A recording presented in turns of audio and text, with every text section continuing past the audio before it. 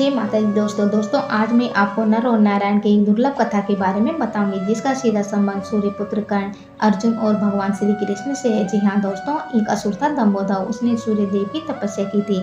सूर्यदेव जब प्रकट हुए तो उन्होंने वरदान मांगने को कहा था। उसने मांगा कि उसे 1000 दिव्य कवचों की सुरक्षा मिले।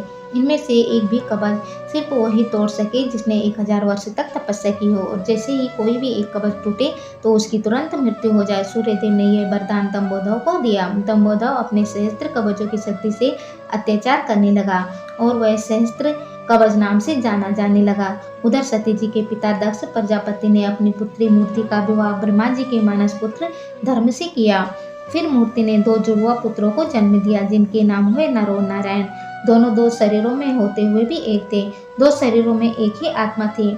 विष्णु जी ने 2 शरीरों में नर और नारायण के रूप में अवतरण लिया था। दोनों भाई बड़े हुए। एक बार दंभोदर ने एक तेजस्वी मनुष्य को अपनी ओर आते देखा।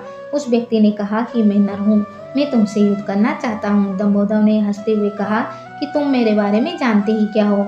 मेरा कवच वही तोड़ सकता है जिसने हजारों वर्षों तक तपस्या की हो। नर मुस्कुराते हुए कहते हैं कि मैं और मेरा भाई नारायण एक ही हैं।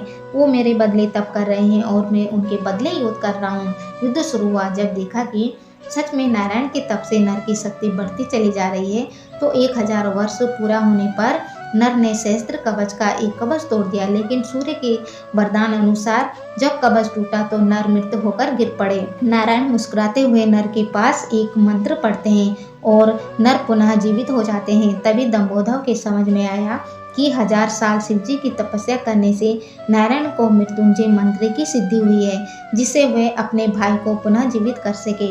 अब इस बार नारायण ने दंभोदर को ललकारा और नर तपस्या में बैठा। 1000 साल पूरे होने पर एक कवच फिर टूटा। नारायण की मृत्यु हो जाती है। नर ने नारायण को पुनः जीवित किया। इस तरह 999 बार युद्ध चलता रहा और एक भाई युद्ध करता तो दूसरा भाई तपस्या। जब 999 कवच टूटा तो सहस्त्र समझ गया कि अब मेरी मृत्यु हो जाएगी, तो सहस्त्र कवच युद्ध छोड़कर सूर्य लोक भागकर सूर्यदेव के शरणागत हुए। नर और नारायण भी वहीं पहुंचे और सूर्यदेव को उसे सौंपने को कहा, किंतु उसने अपने भक्त को सौंपने पर सूर्यदेव राजी ना हुए। तब नारायण ने सूर्यदेव को श्राप दिया कि आप भी इसके साथ जन्म लेंगे और इसके कर्म फल को भोगेंगे।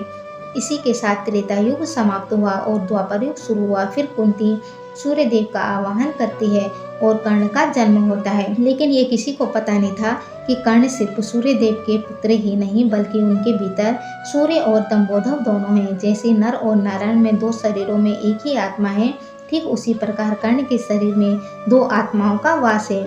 फिर नारायण इस बार अर्जुन और कृष्ण के रूप में आए। कर्ण के भीतर जो सूर्य का अंश है वही उसे तेजस्वी बनाता है। अगर अर्जुन कर्ण का कवच तोड़ता तो तुरंत उसकी मृत्यु हो जाती, इसीलिए कर्ण से कवच और कुंडल ले लिए गए थे।